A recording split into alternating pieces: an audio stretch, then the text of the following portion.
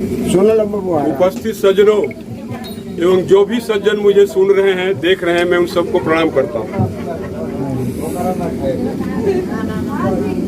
हे श्रेष्ठ जन, आप जो आज सामने देख रहे हैं हमारे आदरणीय नेता लालू जी की तस्वीर, उनका ये 11 जून आज जन्मदिन है और ये एक ऐसे महानायक के रूप में विख्यात हैं जिनकी जितनी भी तारीफ की जाए वो कम ही है। कोई भी इनकी तारीफ नहीं कर सकता है जितना कि उनके लिए उचित शब्द।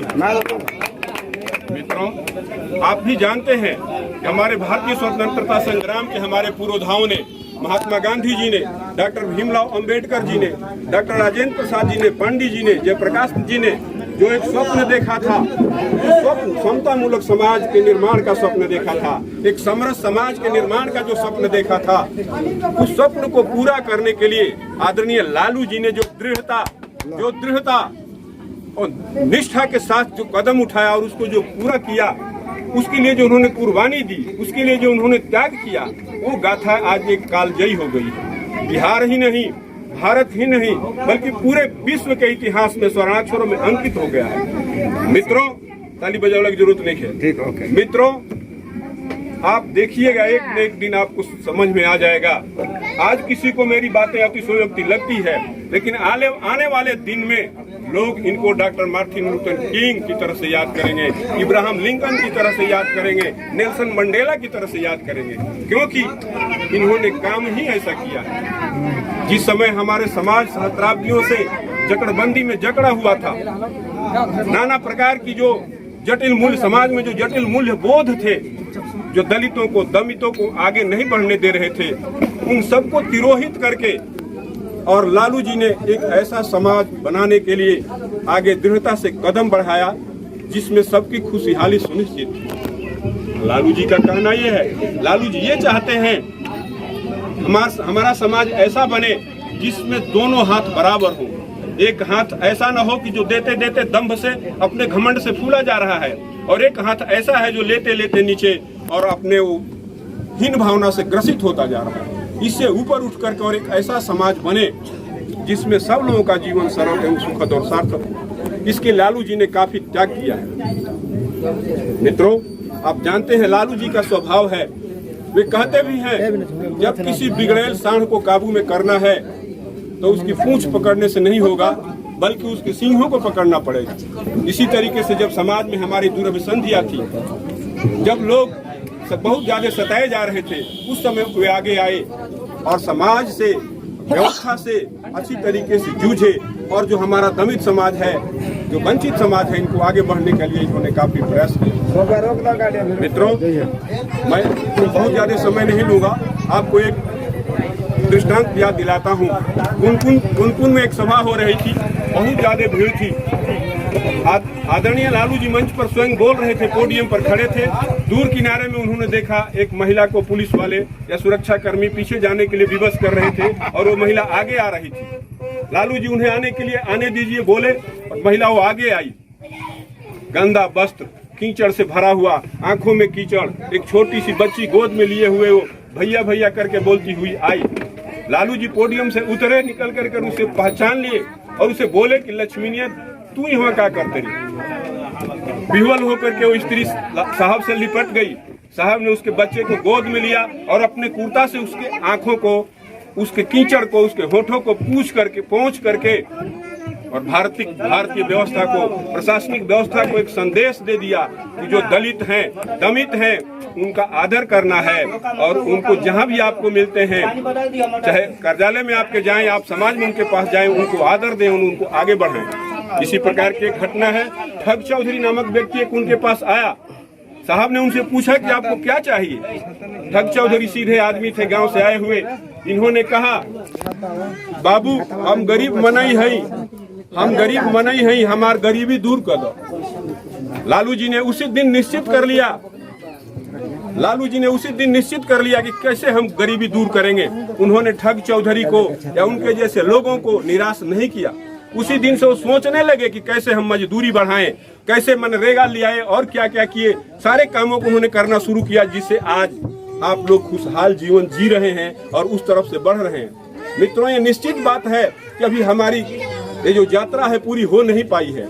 अभी नाना प्रकार के विघटनकारी शक्तियां फिर रास्ते में आ गई हैं और हमारे उद्देश्य में जो उद्देश्य है उनका जो सबको आगे बढ़ाया जाए, इसमें विचलन पैदा हो रही है।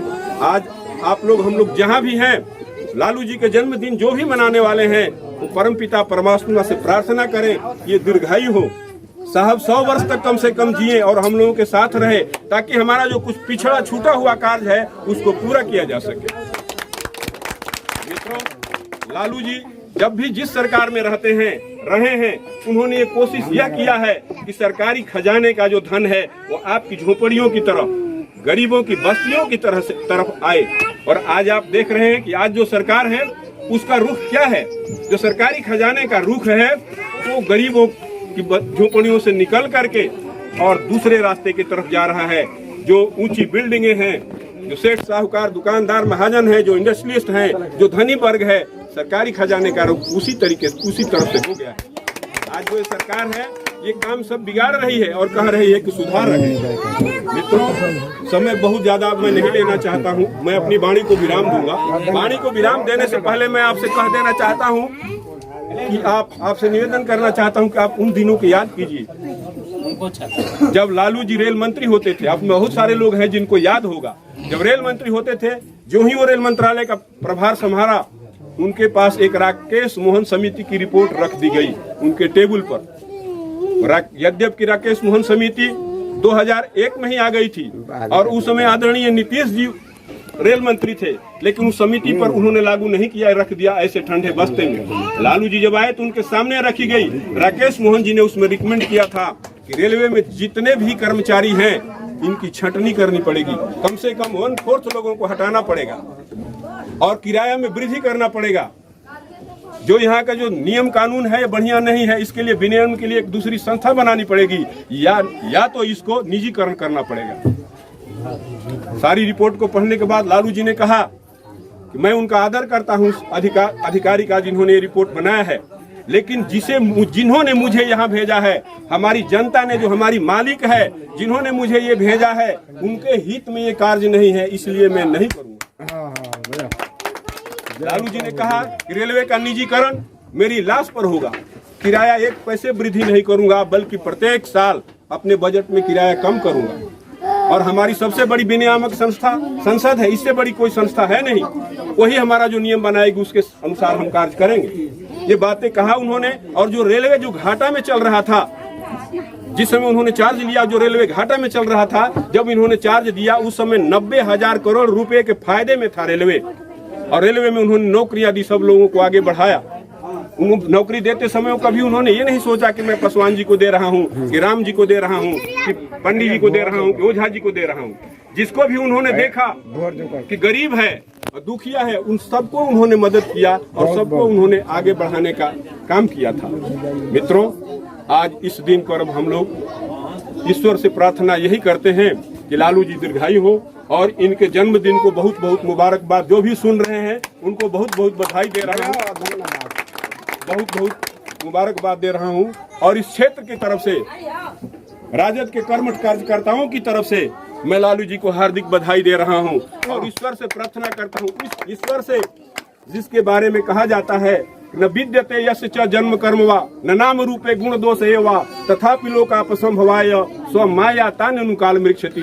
जिसका कोई रूप नहीं होता है, जिसका कोई गुण नहीं होता है, जिसका कोई आकार नहीं होता है, लेकिन जो जैसा जरूरत पड़ता है वैसा रूप धारण करके और सृष्टि का निर्माण करता है और सृष्टि की रक्षा करता है।